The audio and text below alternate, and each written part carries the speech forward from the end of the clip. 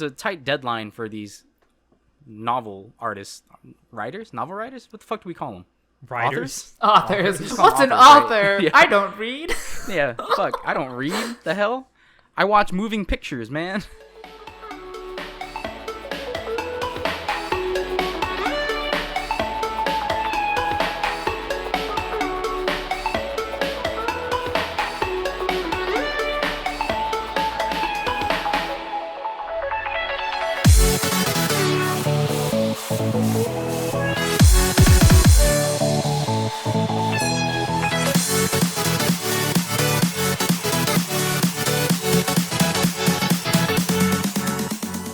Hello, everyone, and welcome to Anime Club After Dark, the podcast that delves into all things anime, manga, and otaku culture related. I'm your host, Alex, but you can call me Senpai, and joining me tonight, we have our czar of source material, John. Chick-fil-A. Okay. Closed on Sundays. Chick-fil-A. I was waiting for it. I knew he was going to finish that off. It's such an awkward pause between those two phrases. And our chivalry of Shota Shotaro. I put the petty in pretty. I thought you were going to go somewhere else with that. Where? For just a moment. Nope. We're moving on. So, tonight, for what we're going to be talking about, so not everything about the anime industry can, of course, be positive. So we have to bring it down a little bit for you guys. So we're going to talk about some more negative aspects of the anime industry that are, at least in our opinion, perhaps hurting it more than it needs to be hurt currently. And we're also going to talk about how some of these things may affect the work that's actually produced by anime studios. So I want to start out with something that's been in the news a lot over the last, I would say, year or two, because there's been a lot more. The people affected by this have been coming out more and more, and that's the idea of animators being overworked or underpaid for the work that we do. So over the last couple years, there have been several reports that have come out of animators collapsing at their desks, sleeping at work, being hospitalized for stress, and all kinds of crap, because some of these animators are working 50, 60, 70 hours a week sometimes, and a lot of them, because they're contract workers, don't get paid any overtime. They're getting paid a flat rate. So I'd like to go ahead. I just want to point out something. If no one really knows about Japan, one thing they're really well known for is black companies. And how racist. What that means is, well, it's called a black company because they will overwork you, underpay you, and you're kind of just expected to take it. Wait, right? are they called black companies because they're always in the black financially? That would be the red, not the black. No, red means you're not making any money. And what is the black? Black means that you have a profit. That's weird. I know what you're talking about, Alex, but no, I don't know if they call it black company because of that. I thought it was more of like it's black because it's like dark and ominous, like you're gonna be working as a slave forever. I thought it was black for these unknown because it's people. like the black market, so it's like not using ethical means. Maybe. I just know that it's called. You don't want to work for black companies, but you kind of don't have a choice when it's kind of your only career path. See, I thought it's a very common thing. I was under the understanding that most, if not all, of Japan's companies worked like that, overworking their employees. Well, not all. Like, we talked about this on the Kill Annie podcast, where they don't actually overwork you. You have a set amount of hours you're supposed to work, and you're supposed to go home. But you see a lot of, in manga and even in some animes, about, like, salaryman. Like, there is a lot of mistreatment. Like, even, what's that fucking... Oh, my God. It escapes me. He's blanking. I'm blanking. Clear! Oh, my God. Clear!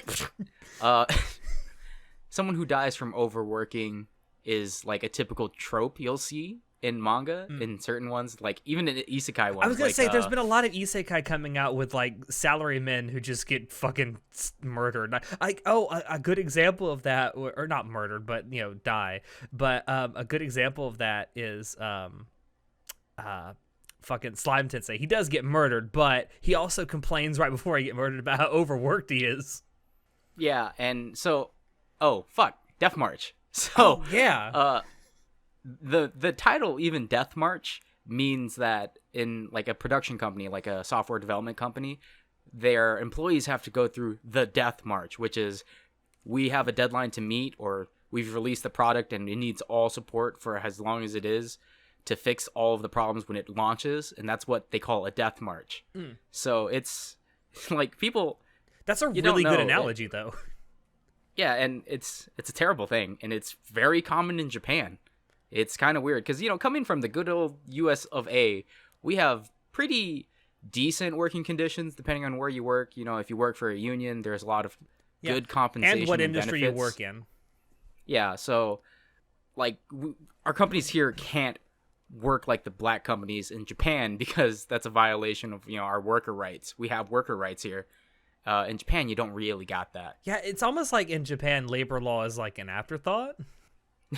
They're trying to change it slowly but surely, but when you've got your ancient families who hold all your fucking companies with a stranglehold, it's hard to change. You know what I'm saying? For sure. It's become so normal for them to have to work under these strenuous conditions and people collapsing and stuff.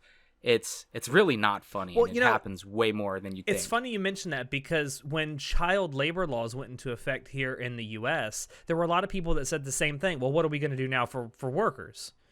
It's like you'll find new workers who are adults. You'll survive because you'll adapt to this. Yeah, but they want to make money without incurring a huge overhead. Yeah, right. That's just plain business, and even for people like, I know of stories of people who go who want to go to Japan, right? There's companies out there like, hey, you want to come to Japan? Just learn some Japanese and come teach English for us at our international schools. Mm-hmm. Well, if you guys don't know this, anyone listening in, there are a few companies you should research before you get into bed with them, because there's some that don't compensate you for your work. Like you'll be, instead of working a typical 8 or 10 hour shift at a school, they expect you to create up curriculum plans outside of work, outside of school hours, on top of grading everything and doing everything yourself. And then you're, instead of working 8 to 10 hours, you're working 14, 16-hour days nonstop. And it's just a terrible experience. Like that's also not uncommon. Like black companies don't exist just for salarymen. They exist everywhere in the industry where any type of job can exist. Yeah. And that's their mentality of like, we've opened our arms to you, so we're giving you this opportunity, so basically become our slave. And that's something I'm really against, fucking unionize, man. So kind of going off the back, we're kind of getting away from anime, but going off the back of what you said with these companies that will hire people to come teach English. I've heard of stories where there's like a group of them, they'll go over all at the same time and they end up in the same school, and like one will get fed up and quit and just go back home if they can, and then the company will just expect one of the people that's still left behind to just take up the work of a second person for no additional money. Yeah, and this is also very common in the anime industry because everyone's treated like shit. All the workers are being treated like garbage. Well, and it doesn't help that a majority of animators are independent contractors, essentially, that come and go throughout studios at will, and they can leave at any time. I mean, they're not necessarily forced to stay there because they don't work for the studio. And another thing is like, there's a lot of peer pressure, okay, from your coworkers, that it's expected that you take up this mantle of responsibility without any additional pay, because it's like, well, we gave you a job and here's an opportunity to show that you're willing to be a slave, so you might get preferential treatment somewhere along the line, but for now you're gonna work to death. Yeah, that's no way to work, though. That's not really working. That's basically paid slavery. Indentured servants. Yes. Yeah. I was reading an article about how many animators are asked to take on overtime work, and they use the phrase "ask," but it's heavily encouraged, which basically means you're being told do it or you're fired. 72% of animators that responded to this survey said that they are always asked in every single project that they've ever worked on to do overtime work without extra pay. A disclaimer, the survey we're using only sampled 25 animators, so it may not be That's that true. reliable. Well, 25 animators who were brave enough to come forward. So, at my job, my current job where I work, we call that being voluntold. Yeah. Like, you can volunteer, but if you don't volunteer, it's going to be bad for you. So that's why we have the managers the phrase, probably love the people that actually do volunteer because it's like, oh, less people I have to hassle. Well, no, they don't even care because it's all about numbers, right? They need a certain amount of people to do a certain amount of work. So that's why you're being voluntold. I'm asking you to volunteer, but essentially you're being voluntold that if you don't do it, you're still going to come here and it's going to be even worse. Yeah. Well, And it's just... And as bad as the overwork is, and it's a really big problem, is the problem of animators not getting paid for the work they do. And like if you're working your ass off for something and then you say, the company says, well, I owe you, and it's like, no, you give me money now. And this again stems from the whole idea of like, in Japan, the reason why these black companies exist and this unpaid overtime exists is because, well, this is the amount of workload our department has to do. You know what I'm saying? And regardless of who does it or who has to stay to get it done, it needs to get done. And the people who are unfortunate to have this fall on them just have to do it because it's work that needs to be done. That's why they don't get paid for it, because it's like if you're working in a salaryman environment, let's say you've got 10,000 contracts that you need to look through. It doesn't matter if someone had to go home sick or if fucking 5 of your temps quit that day. That 10,000 contracts still need to be looked over because that's your workload for the day. Or God forbid one of your employees gets pregnant. Yeah, because no one has like a single deadline. You know, they don't have a bar or a quota that they need to meet. It's a whole department's worth. And that's what's shitty because that's how they do business. Do you think that some of this, at least in the anime industry in particular, is driven by the fact that there's so many anime now that come out per season that it just gets harder and harder for these studios to keep up? I think I would say so because, you know, when you've got fucking 30, 40 plus anime a season to crank out, that's a lot of things you need to do, you know, and animation isn't an easy job. There's so many different roles that need to be filled. There's a lot of things that need to get done. And it's such a harsh industry that no one really wants to go into it. So now you have a lack of labor force. So you got to force the work on the people who are already stuck there, who can't really move anywhere. Because it's like, well, I've made this my livelihood for the last 10 years and I can't just be like, yeah, no, fuck it. I'm not going to do this overtime. Because who's going to hire a contract worker who doesn't finish their work? Right? Yeah. And this comes back to the whole peer pressure thing. It's like you're being hired as a contract worker for fucking Aniplex or for, I don't know, any other studios that I can think of that are super big that can afford this. But yeah, it's like, Toei? well, you're small. Yeah, like Toei. You've got a small, maybe 12, 15-man team, and only a couple of you are available to work. But if you guys don't finish this contract out, even, you know, because there's delay problems and you've got to work overtime, you got to do it because you guys already got paid. You're already hired as a contract. If you don't finish it, no one's going to want to hire you. Yeah. And it's almost it's worse, I think, for people in the anime industry, or especially people anywhere who are in the arts, because you think a lot of these animators probably went to school and got a degree in animation or art or production design or something like that. And let's say they get tired of this industry and they want to get out of it. What are they going to do? Like, there's not going to be a stock brokerage firm that's going to hire an animator. Nope. I mean, and you're relegated by to basically starting over and doing entry level work somewhere, like mopping floors or something, which you're not really that much better off than where you were. And it becomes an issue because, like, the people who have the money, the producers and the publishers, they're the ones who have these contracts sent out. Mm-hmm. And you can't be picky with your work because of that. That's why a lot of things that have, like you mentioned earlier, we were having the discussion, a lot of anime that have a lot of production studios involved generally don't come out very great because everyone's working on a time crunch and there's a lot of just jobs unfinished that other people have to pick up, and it's not a smooth transition. You know, it was instead of one project, now it's like 15 independent projects you need to smash together to make work. Yeah, and it's like that old adage, too many cooks spoil the broth. I mean, you got too many people with their hands in this pie, someone's getting screwed. and it's probably not the people that are putting the most money into it. And with all these animators working basically, they're all freelance contractors, It's hard to say no when she's a fucking huge company like Toei or Aniplex or what A1. A1 approaches, he's like, hey, we need some help on this show. You'll get this certain percentage of this money.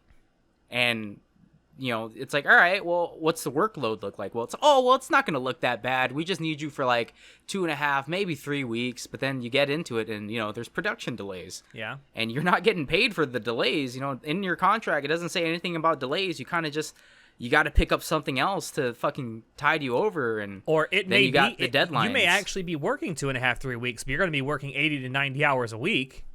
Yeah, because that project that supposedly was only supposed to take 2.5, 3 weeks was actually a project meant for a team double or quadruple your size, but they're trying to save money. This all makes everyone suffer. The anime suffers, the workers suffer, and the sales are going to suffer because it wasn't done right. Wasn't done correctly. Yeah. But, these publishers don't care because they're like, who cares? We just need to crank shit out. People will buy our shit. Yeah, we need to crank shit out to make merchandise and keep the cycle feeding itself.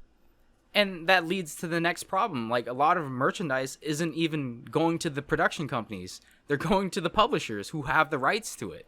Yeah. Or, whatever company funds certain things that are on the production committee. Like, Sony Music, if Sony Music's on your production committee, they're probably going to get most, if not all, the revenue for any of the soundtracks that are sold. So exactly. Want to explain the production committee system so that? Yeah, I guess I should, since we have mentioned it. So that's something that's brought up a lot in criticisms of the anime industry as it currently is. So, and it's a pretty big thing. It may even warrant its own episode, deep diving into it down the line, but I do kind of want to briefly go over what it is. So a production committee system is probably put simply enough, a joint venture, subsidiary company that is created or formed by various entities. So sometimes these can be like a music production company, a publishing company, a distribution company, a streaming service, a television station, whatever. They can all come together in various ways, contribute various amounts of money to this production committee, and then the production committee ends up pooling all this money to fund an anime project. So they send that money to, they don't always send the money to the studio, but they say, all right, here's the money we've collected. This is your budget. Make this anime. It's worth noting this isn't unique to anime. This is used to produce almost all forms of entertainment in Japan, whether it's a live action TV show, stage plays, live action movies. Just about any form of entertainment in Japan is created using production committees these days. So a lot of people ask why do they use this instead of studios self-funding? Well, a lot of studios, especially newer studios and smaller studios, don't have the capital to self-fund productions. Pretty much the only studios you see that do self-fund are ones that are enormous, like A1 Pictures, because it's part of Aniplex, or studios that have been around for eons, like Toei or Sunrise. Sunrise, yes. So one of the pros in doing production committees for your anime is that it minimizes the risk involved for each individual entity. So the more entities you actually bring into your production committee, the more you can allocate risk outwards. So if you're making a production that ends up failing, or it's not as popular as people think it's going to be, it's not one company that is incurring all of the loss to it. It's spread out among a bunch of different companies, and that makes it so that the companies that fund it don't end up going bankrupt because they funded a flop. But conversely, this also can reduce the potential profit to all entities involved, because say you have like a production committee that has 5 or 6 different entities that are throwing money into it. Okay, now you have a production that is insanely popular. Let's take Demon Slayer, for instance. You have something that becomes extremely popular. Now, instead of one company getting all the profit, you're having to break that profit up and then split it up amongst all the different entities in the production committee. So this is kind of a negative because anime studios tend to be at the whim of the production committees that fund their shows, and it's not a guarantee that the studio itself will even be on the production committee. And because of this, some studios cannot even directly profit from the anime that they make, like for like merchandise. They cannot directly profit off of it. So when the money comes in for, you know, the profits for an anime production, it gets split up via contracts. You know, each entity says how much of a percentage they're willing to take as a profit. And then whatever's left over in that situation typically goes to the studio unless the studio is part of the production committee. So it's a great way to get things funded because you have a bunch of people coming in to fund something, but it's also bad because the studios themselves end up not owning the properties that they make. So I'd say that as good as the joint assimilated committee or whatever the fuck it's called, the it makes me think of, you know, the old adage, shit rolls downhill. Mm-hmm. So let's say that a huge committee comes together and it does produce a flop. The ones at risk who brunt the financial would be the investors, sure. But now the people involved in it are going to get blamed. It's like, oh, well, the shitty show or the show ended up shitty because you guys didn't do well in sound design. You guys didn't do well in animation. You didn't meet this deadline. You know, it's how it goes in business, right? Mm-hmm. They're always going to get... So even though, sure, they don't have to front the money and they get jobs and they have contract work to do, they still have to pay a price if it doesn't end good. And the boons of it, if it does become a successful show, the companies involved don't get anything anyway. So it's like, it's not really a good thing. That's why instead of saying it's kind of a negative, it's definitely a negative. Yeah. You know, I will say, like, if there is one like overall positive, especially if an anime studio isn't on the production committee, it means that if that anime studio produces something that does flop, the studio itself is 100% protected from financial restitution because of it. Yeah, they're protected, but now who's gonna want to hire that studio? You know what I'm saying? Mm-hmm. That's like why it's still a bad idea, man. Yeah. It's funny because the whole production committee thing started back in the 80s, and it started with two productions that are considered really good productions today, and that's the movies Akira and Nazca: The Valley of the Wind. Those were the first two anime productions that used committees. And it shows that, yeah, you can make really profitable stuff using a committee, but it's not a guarantee. And, you know, it's like the fucking social media influencers, right? Mm-hmm. They think that it's kind of in the same vein in the aspect that if you're part of this committee and it does well, everyone's going to know who you are and everyone's going to want to work with you, right? Yeah. And that sounds great. And especially if you're on something like Akira, it's so widely known. Like, everybody knows Akira. There's so many shows that pay homage to Akira with the bike, the jacket, and it's only good, though, if it works. And with the anime how it is in this day and age, sure, it makes more money every year and year, but our production studios are seeing less and less of it. Like, they're not getting an increase of it. Yeah, there was an article I read, I want to say about a month or so ago, about how it was saying that the anime industry as a whole has never been making more money than it is now, but there are more studios now that operate in the red than there have ever been. Yeah, because, again, they're all fighting each other for work, so whoever gets the scraps gets it. Then they're being overworked, and people don't want to do this job anymore. Yeah. It's a vicious cycle is what it is. Yep. So one of the things I found in researching anime production committees, I found someone, bless them, who I believe works for Anime News Network, who compiled a spreadsheet of anime productions, TV anime productions, over the last 3 years, and lists out all the different entities on the production committee. And you kind of mentioned this a little bit earlier. One thing I noticed is that the more entities that tend to be on your production committee, kind of means your product that you're producing is kind of shitty. And again, I just feel like when a studio, like, take for example KyoAni, they do everything in-house. The stuff that they publish is pretty decent. Like, it's very rare for a production studio, in my opinion, to throw out like an 80 to 90% success rate for their shows. And that only works well because everyone knows KyoAni is like, oh, they animate beautifully, everything looks good, they usually have good stories. and it works. But when you got other smaller studios that are kind of just like JC Works, that just kind of You mean pick JC up staff? whatever, JC staff, they kind of just pick up whatever and just try to crank out as much as possible because they have the funds to do it, I guess, and the employees to do it, but they also contract a lot of people as well. And it's like the more contract people you have, the less money your company is going to get, which is also a negative of the whole super council thingy. And, you know, when you have other companies like you were saying, Sony Records, or like even like Good Smile, if they're part of it, they're going to retain the rights to things that people are attracted to, like the merchandise. Exactly. Which is I mean, let's be honest, it's not the broadcast rights that make money in the anime industry anymore. It is the merchandise. Yeah, definitely, because merchandise is super expensive. Like Blu-ray DVDs coming out for like 60 to 75 USD or whatever it is in Japanese money. It's fucking ridiculous. But, you know, fans will always buy stuff.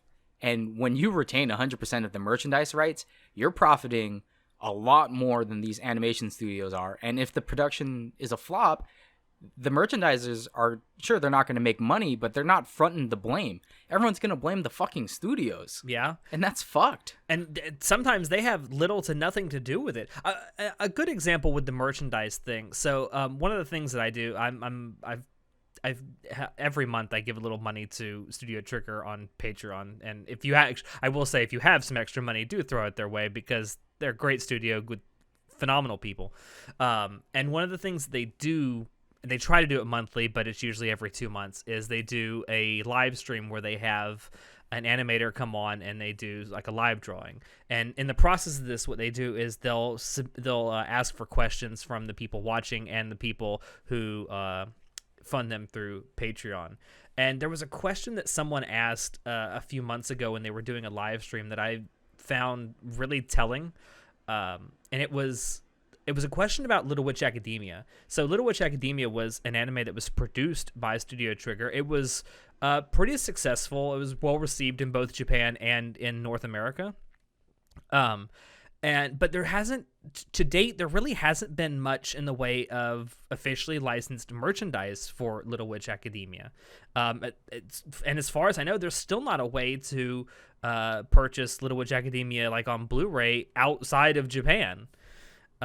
Isn't it but on the question was asked, Netflix? Huh? It's on Netflix. That may be why.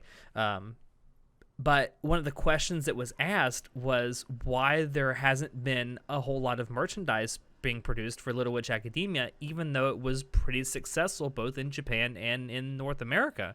And the question, or the answer that they gave, was because the production committee says we can't do it. Like, there's like concepts that have been drawn up for Little Witch Academia merchandise that have been like leaked on Twitter and such, but the production committee says no, we don't see any profit in this. Even though the studio wants to produce this merchandise, the production committee will not let them. That can't be good. Like, that, I just don't see that as a net good thing. Yeah, because unlike here in America where we have like intellectual property rights and you can sign contracts to get like royalties based off of your IPs, they don't have that type of protection over there. Not in the same sense that we do. It's slightly different. Yeah. Well, and that's because in these production committees, the ones who are fronting all of it, you know what I'm saying, that's what they have to give up to have all their investors come in. Well, and that's why it's, you know, a deal with the fucking devil. Yeah, well, these different production companies and stuff, they hold onto their IPs in Japan like a fucking hawk. It's like, no, you can't license this. No.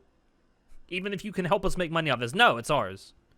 Yeah, the biggest problem I'm seeing with the production committees is that it makes the anime studios themselves not really sustainable, because, like, they're basically the bitch of the committees. Like, they're basically contract workers, because they just do the work, they get the flat payment, and they don't get any further profits from whether the show succeeds or not, which, like you said, is good if it flops, but like, how are these studios gonna grow and eventually come into a more self-sustaining business model? Like, there's no way out of this. This is like a self-perpetuating hole that they're being it's impossible to climb out of, and that they've got themselves into. And these studios, I don't see a way for them to become independent and actually like thrive off their own distinctive work if this model keeps being the main model that anime studios work by. It's almost like they're being asked to dig their own 10-foot grave. That's what it's like. I mean, and something very similar to this is in the video game industry. It's very similar where you have developing companies like Visceral Games. They made Dead Space, one of my most favorite fucking RPG series. It's like sci-fi horror RPG, but I fucking love Dead Space 1 and 2. Dead Space 3 is an example of how they were bought out by EA. Visceral was owned by EA, and EA's producers were like, hey, we kind of want to make money, so let's insert this shitty type of like evolving gameplay. It's going to be revolutionary, and we're going to slap microtransactions in it. And it just became a flop because it's like, this feels lazy, uninspired, and why the fuck did I just pay $60 for a fucking video game and I can't even play it because you want me to spend more money to just play the fucking game? Like, what? And then, you know, when it becomes a flop, then the fucking owners of them just axe the company. Like, Visceral's gone, man. And it sucks. Do you feel like the production committee system cares less about its customers and more about just maximizing profit? Yes, that's exactly what I think. They're like not incentivized to engender loyalty because it would be loyalty to a company that they're not even affiliated with. They're like, this is a one-time project that I'm going to fund you, and then bye, I'm going to go fund another project. Like, there's no incentive for them to treat their customers like fairly because they don't even care about customer loyalty. So that's another problem. Because they know that there's this giant pool that people always want to fill, right? Like, they have a void in anime where it's like, oh, I like this show, I want some merchandise, I want this, I want that. And as long as the committee gets their cut, they really don't care what happens to anyone else involved. Because it's like, well, you did the work and people like our shit and we're making a shit ton of money. Maybe we'll toss some scraps your way later. Like, that's what it boils down to. And that's if you do everything we say and if we make money. Yeah. It's a lot of ifs, and it's just a lot of bad, man. Like, it also invites something that has been happening. Well, this is actually something that's been happening for a little while now in Hollywood here in the U.S. So there have been a fair amount of Chinese like capital for like God, what's the word? Financial capital firms that have started to fund production of Hollywood movies.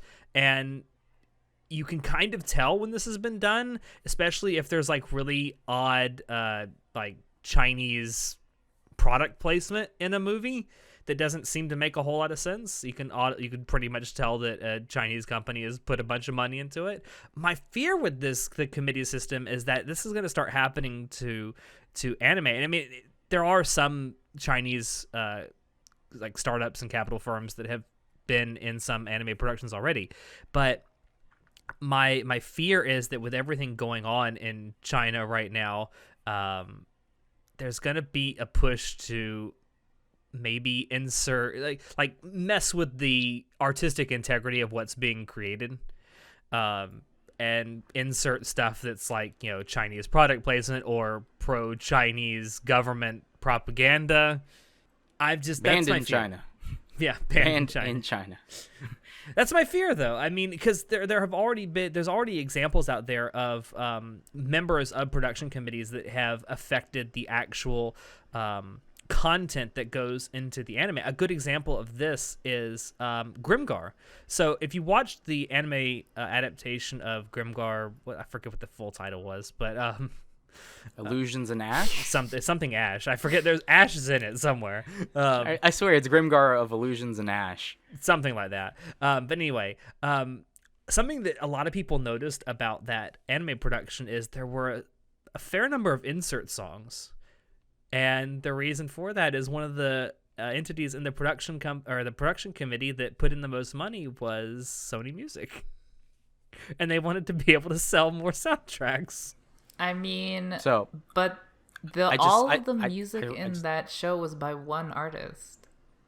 Yeah, but but I'm saying that Sony Music asked them to put more insert songs into the anime production.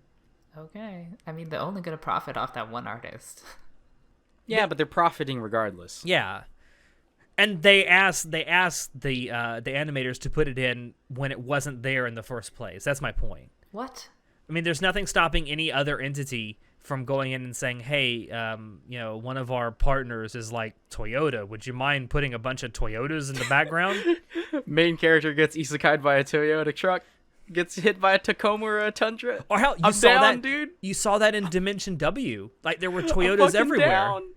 Yeah, but the Supra is cool, so I'm gonna, there's You'll let that one sometimes where I'm slide. okay with it. I'm gonna let it slide. That's a fucking Supra, bro. Come on, but yeah, it was super. Yeah, that product placement was pretty bad. It had nothing relevant to the story other than this is a car, but we're gonna make sure you know that it's a fucking Supra. Also, I looked up Grimgar. So it's called Grimgar of Fantasy and Ash. Fantasy and Ash. Okay, I knew Ash was in there somewhere. So that's the official translation. However, it's literally translated as Grimgar, Ashes and Illusions. Oh, okay. So I was right. Sure. Ash is in both of them though, so I feel like I was right. Anyway, that's my biggest fear is that they're gonna start letting these companies in there that clearly don't have the best interest of the actual final product in mind. All they see is a way to make money and maybe further their own agenda. Yeah, that's definitely one of the bigger issues with all these production committees going forward, and especially in an industry that grows like, was it 13% or 18% from last year or whatever the fucking statistic was? It's something like that percentage. I don't remember the exact percentage though. It's a pretty decent growth, and how are studios operating at worse levels than before? And then you look at the production committees and you now start to understand, oh, that's why. Because all these companies want to invest because they just want their money. They want their piece of the pie. Like, fuck the people who actually do the hard work. We gave you the startup capital, so we should get more. Yeah. It's like, it's fucked, man.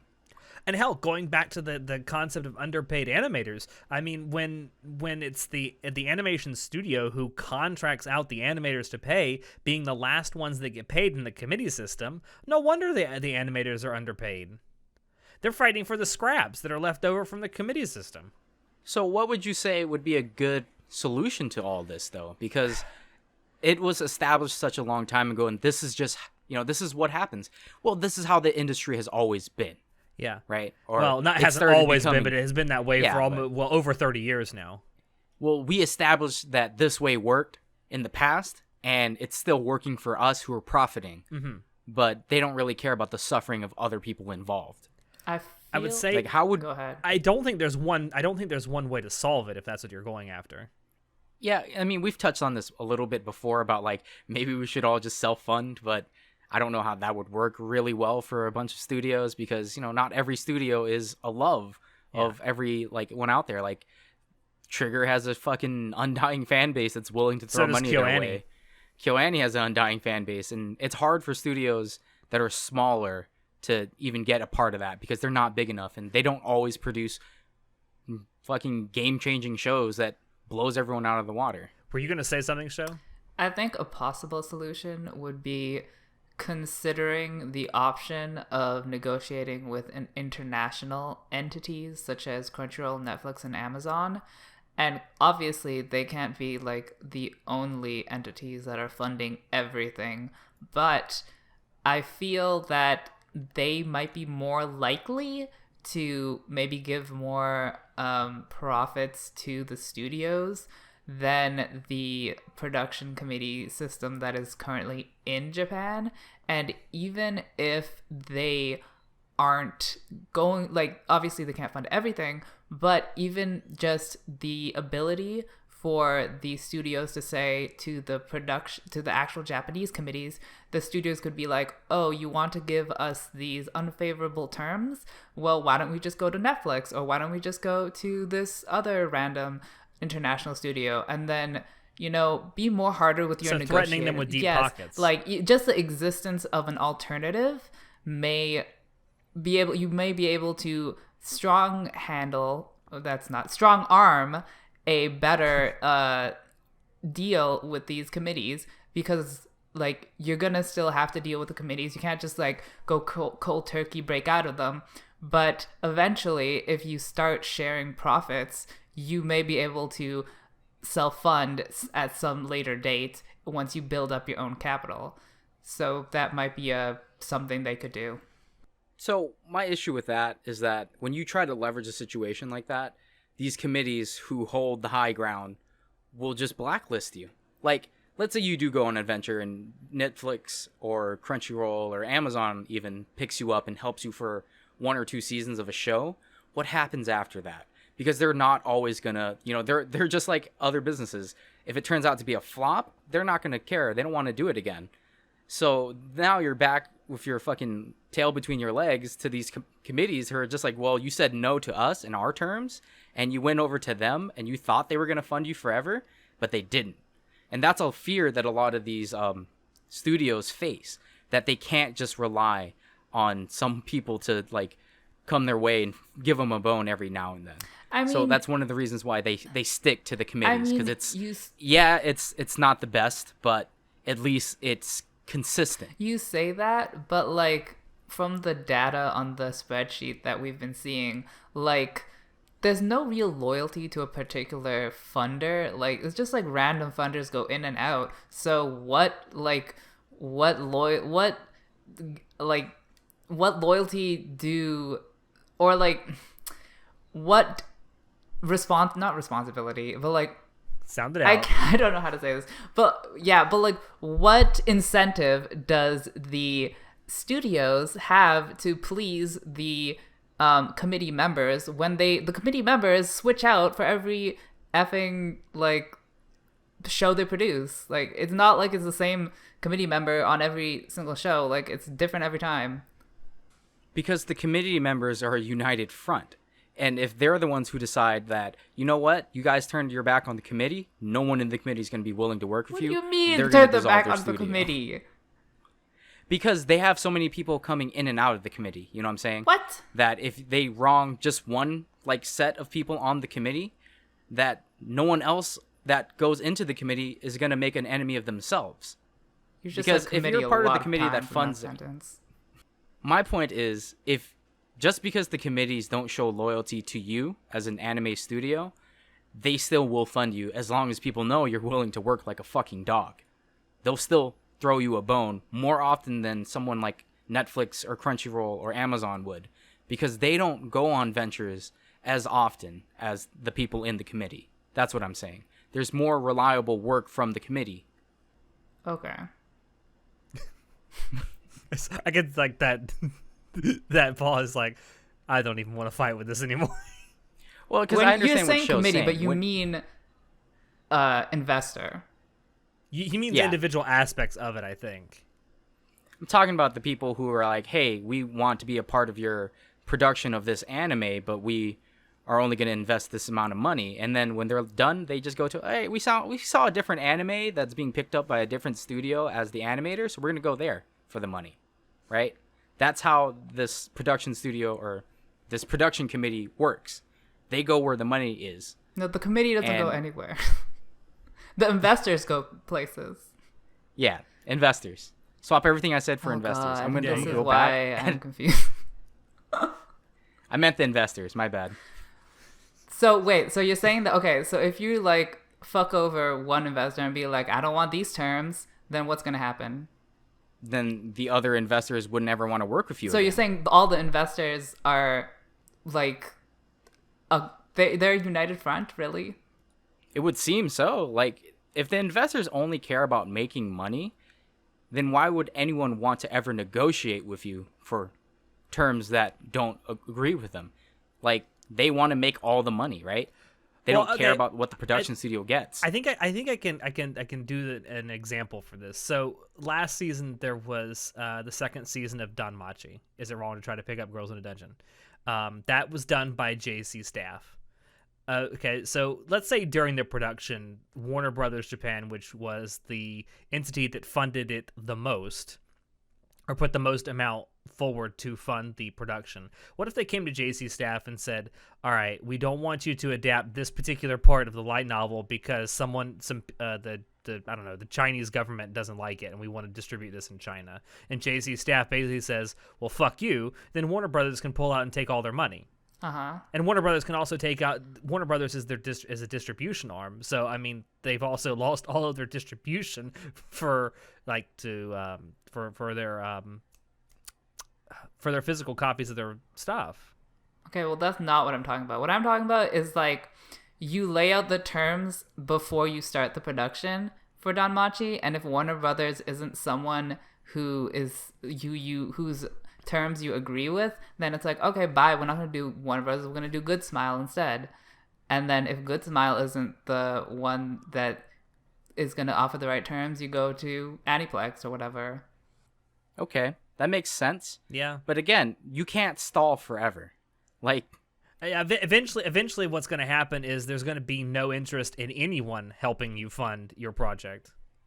And this is the whole fighting for scraps thing that we're coming back to, where the industry has just become, you're just going to fight for scraps, and you're going to only get scraps. You can't negotiate for something better. Yeah, I think that there's not just, like I said before, I don't think there's necessarily one way to solve this issue. I think that there are certain things that can happen that would make it better. First and foremost, not having 30, 40, 50, 60, 70 anime come out a season might help. So that you don't have a million different companies trying to fund 30 billion different, productions. That I think that would help. And I think you're starting to see that too. When this started happening, I was like, maybe it's just companies being really risk averse, which they are. Anime studios are becoming more and more risk averse, but there's been this trend over the last few years of it used to be an anime got adapted of like a source material like a light novel or a manga, and then it got one season and that was it, and never got anything else. Even no matter how popular it was, it never got anything else. That's changing now. There's anime that keep coming out a second, a third, a fourth, a fifth season, and it's happening year after year after year. And I think that's something that could actually help if you do that, accompanied by making less anime per year and kind of sticking with stuff works. I mean, that might help. You might not have to be so reliant upon production committees to fund your entire project because these projects already have a built-in fan base that's coming over from previous seasons. I mean, I don't think this trend is as sustainable as what they were previously doing and making like these random IPs and just throwing them out, because the recent sequels for the most part are not as quality as the prequels that they're like trying to follow. They just feel like cheap cash grabs. It's like, oh, this show? We're going to do a cheap sequel that is not as near the quality as the first one. And you're going to watch it and you're going to buy it. It may have something to do with that concept of nostalgia sells. You're right. I mean, you may be right about that. But I'd also think, going back to what I was saying, in addition to doing that, I would say rework all these contracts with the production committees to allow anime studios, if they'd like, to create, sell, and distribute their own merchandise for the shows that they make. How? By negotiating that in a contract. But like, why wouldn't they do that? Like, what would allow them to do that now that they haven't been able to do that since? Contracts. I think what Alex is saying is that it's just like your idea where the animation studio is like, hey, before we start on getting in bed with the production committee and all these people involved in doing what you want, let's write a fucking contract that states our terms more favorably. Yeah. Like, well, I was saying that you hold them hostage and say, if you don't agree with this contract, I'm going to go international for my funding. But like, I mean, yes, obviously you're going to need a contract, but like, what's going to incentivize the investors to agree to these new terms that aren't as profitable to them? Because you could profit share with them. With who? The studio could profit share with them with who? Instead of them profit sharing with the studio. But if these investors agree to profit sharing, they're going to make less profit. So why would they ever change? But they wouldn't necessarily make less profit. They could make more profit because let's say that Good Smile is on a production committee for a show, right? And of course, Good Smile being known for figures, they're going to make some figures for some of the characters in the show. Now, let's say that there is a certain figure that one of the animators at a studio like designs for one of the characters that's really, really popular. And they go to the production committee, and the production committee says, "No, we're not going to make this." They go to Good Smile, who's on the production committee, and say, "No, we're not going to make this." Well, if you had it in the contract that the studio could make and sell and distribute their own merchandise, then the studio could take on the risk of making that figure, selling it, and distributing it themselves. And then they could maybe in the contract, maybe they say they split the profits with Good Smile. I don't know, 75-25. I know you're using the trigger example as like that you stated earlier in this episode as like an inspiration for this, right? I mean, I wasn't thinking about that when I came up with it, but I mean, it could be used for that, yes. I mean, but like in that specific example, the production committee said it wouldn't be profitable, so that's why they didn't do it. So really, if they did go ahead and do it, if they did have that contract in place and they're like, oh, you think it's not profitable? Well, we're going to do it anyways. Then really the only like good thing that would come out of that is that fans would be able to get these products, but it would not be good for the companies because, I mean, their economists said that it wasn't going to work out that well. I don't know. I think that there's room for both though. I think there's room for giving anime studios leeway to come up with their own merchandise. You think that anime studios will have ideas that in marketing that will be more profitable for their IPs rather than the production committees?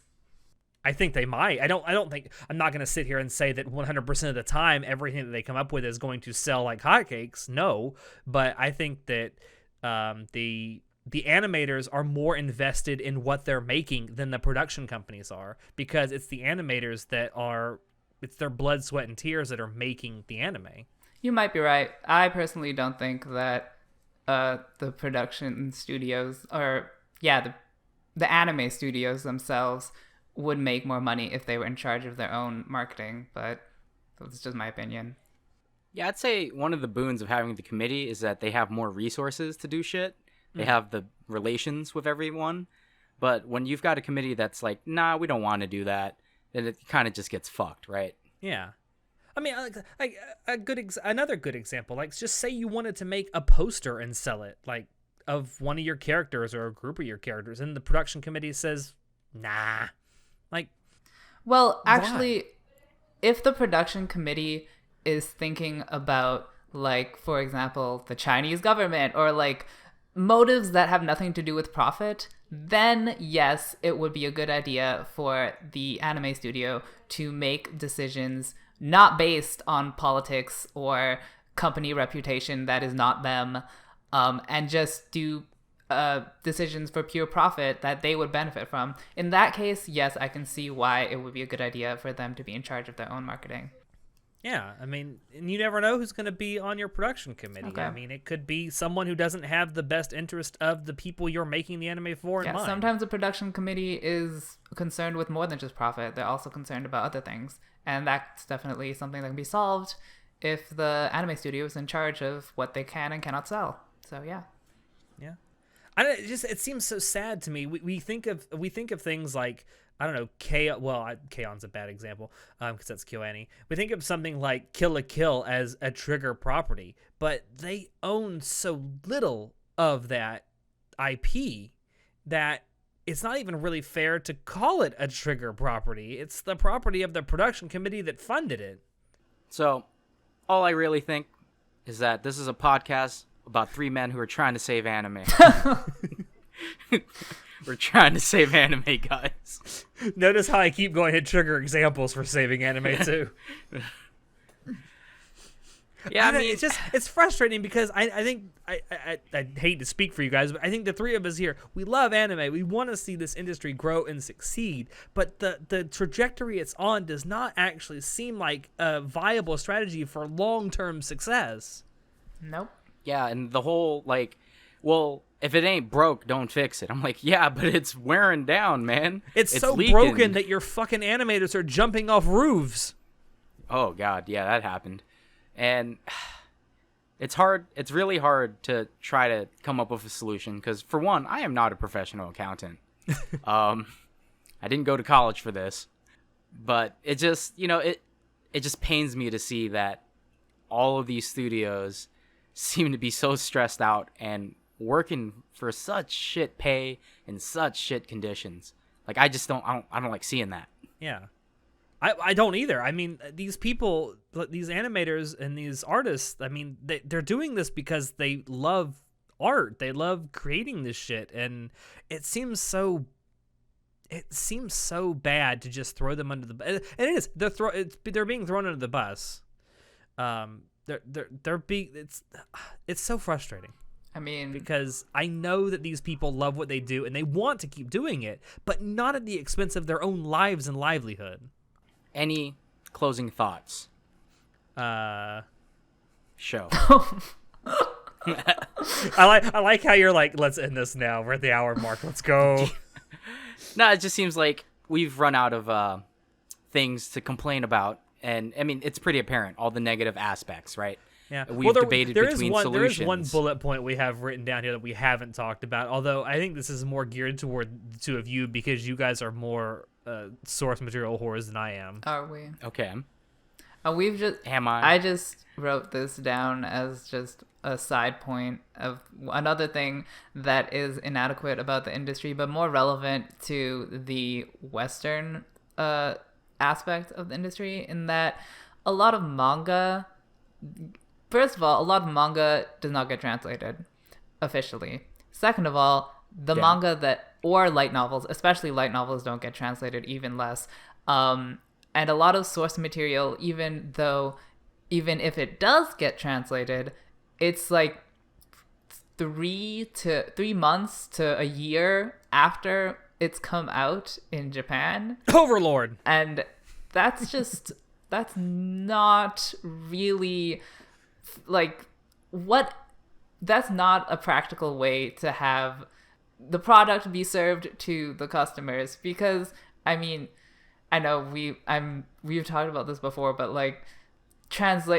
independent fanlations come out for manga the week of, or not the week of, couple days after, and for light novels, or sometimes the day of, and for light novels, for books, they come out within a month. And what are the official publishers doing? The official publishers that have a large name behind them, that have all this money, but will refuse to invest anything in these products. And maybe if you invest more, you'll get more return, because who's going to buy a light novel translation that's a year after it's been released in Japan? Oh, the thing that bugs me, because I read light novels more often than I do manga, is the when someone like Yin Press or whatever will announce that they've acquired the license to a new light novel, and then they won't release the first volume for a year and a half to 2 years.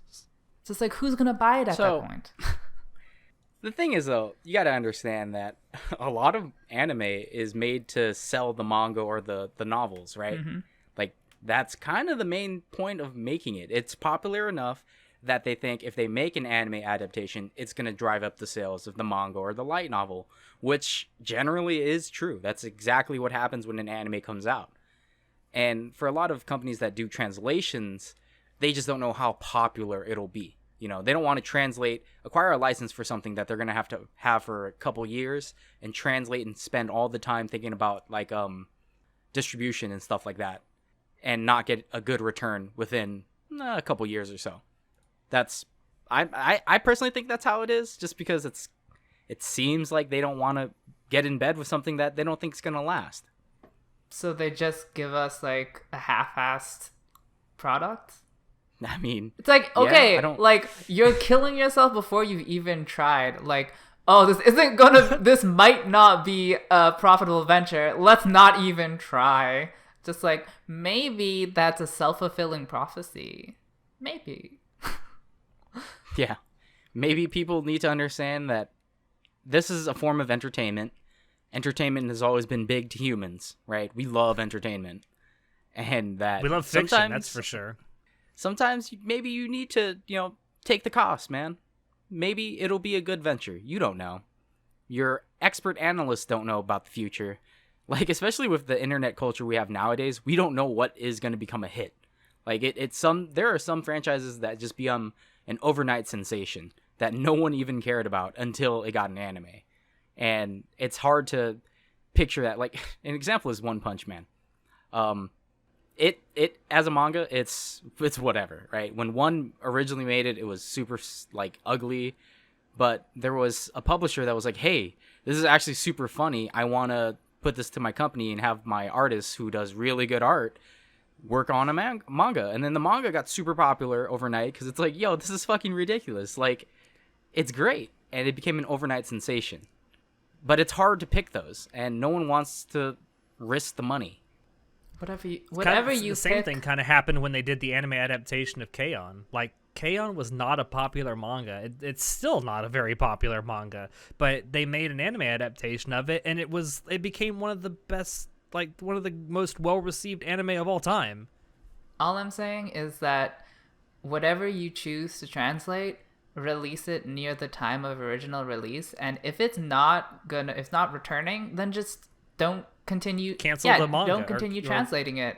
Like, you're killing it before it even has a chance to go blow up by not releasing it on time, especially for an industry like manga, light novels, and anime, where they are very time sensitive. A lot of the viewers/readers care about things that come out, and they care about it when they come out, and like a year later, they don't care about it.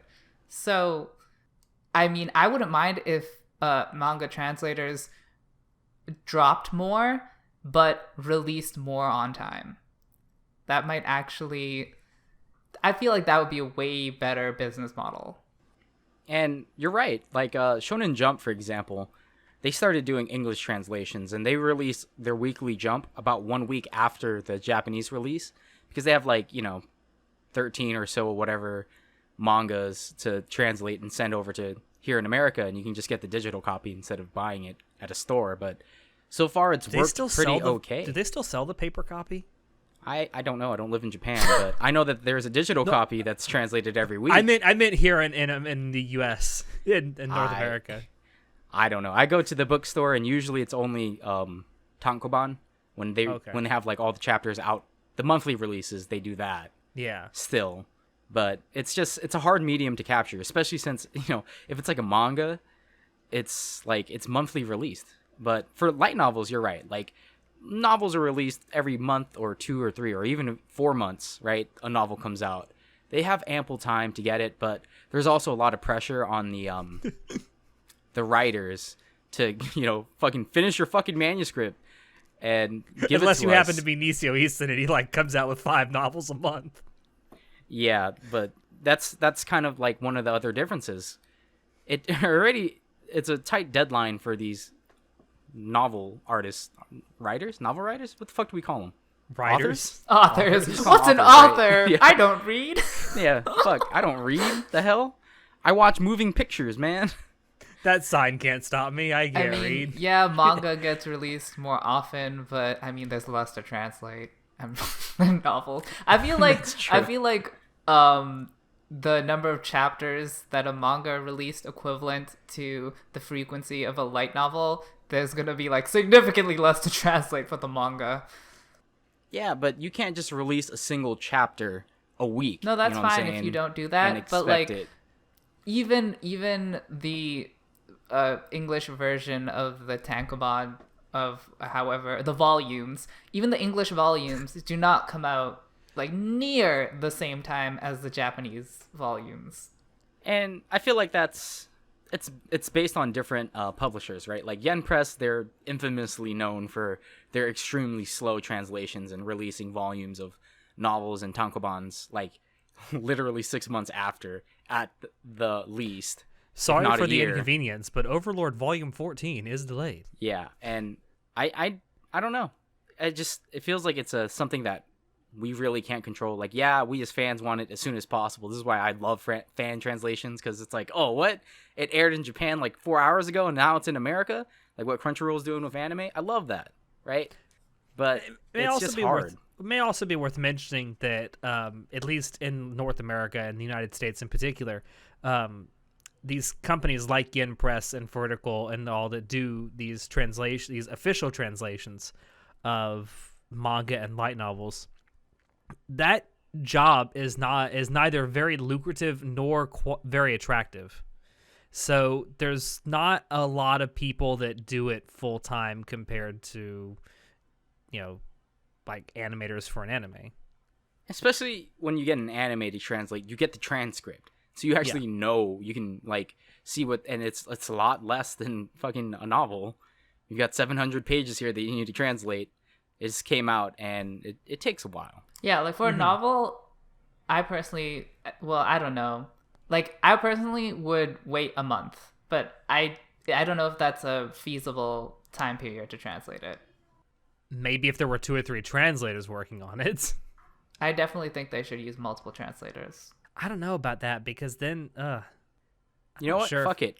Cut out the middleman. Just write it in English. Maruyama, start writing Overlord in English. There you go. Hey, if Kizuna I can learn English, anyone can. But then again, like, it's not like the actual original author submits the full 700-page novel to his editor all at once. I mean, if they cooperate with the editors in Japan and get the chapters, like, as they are written, then I'm sure there is a way to get it released earlier. I mean, this is just ridiculous to think that, you have to wait 3 to 6 months to get it translated when you literally wait 1 hour to get the anime episode translated from Japanese to English. I mean, there was a time when waiting an hour past the Japanese release was a ludicrous idea, and now it's possible. So I'm sure there's a way. All I'm hearing is you should probably just learn to speak moon runes, man. You really should. That's what I'm hearing too. Although it is. We need to wrap this up because this episode's gone over an hour. But it's also worth mentioning that some light novel authors do actually speak English good enough to help with the official English translations of their novels. One that comes to mind is Nisio Isin. Actually did help with is still helping with the English translations of the Monogatari series. No offense to Nisio Isin, but that sounds like it's going to slow down the process. I don't think he's like 100% fluent in English, but he knows he's like pretty fluent. I'm not saying that he's not fluent. I'm just saying that he's one man and he can only do so much. And I think it's because in particular with the Monogatari series, which is what he's helping with, there's a lot of cultural references in there that don't exactly translate very well. So that may be part of it. But I do know that there are light novel authors that do sometimes that have knowledge of the English language who will sometimes help with the official English translations. All right. I don't know if that helps or hurts the translation, but for faster translations, let's all just learn moon rune. That's what I'm hearing. Hey, then you can actually watch anime without subtitles. You can actually watch the anime as the director intended. Bitch, please. I watch American shows with subtitles. All right, I like to read my subtitles. Same, girl. I think it's a good place to end this. All right, with you reading subtitles. I just keep thinking of that meme. Notaku goes to Japan and it's like, where the fuck are the subtitles? Yes. Thank you out there for dropping in to listen to us. We hope you enjoyed it because we always enjoy bringing this stuff to you. If you want to check out previous episodes of the podcast, you can find us on YouTube, SoundCloud, iTunes, and Spotify. If you want to keep up with what we're doing, you can join us on Discord, Facebook, Twitter, and our website. Shoot us an email if you have any questions or if you have ideas for topics you'd like for us to talk about in the future. Links to all these things will be down below in the description. As always, I have been your host, Alex, and I will see you next time. Say goodnight, everybody. Good night, everybody. I don't know what that accent was, but it was offensive. I don't remember where it's from now. Fuck. It's one of those Adam Sandler films, right? You're asking me. You get the fucking impression.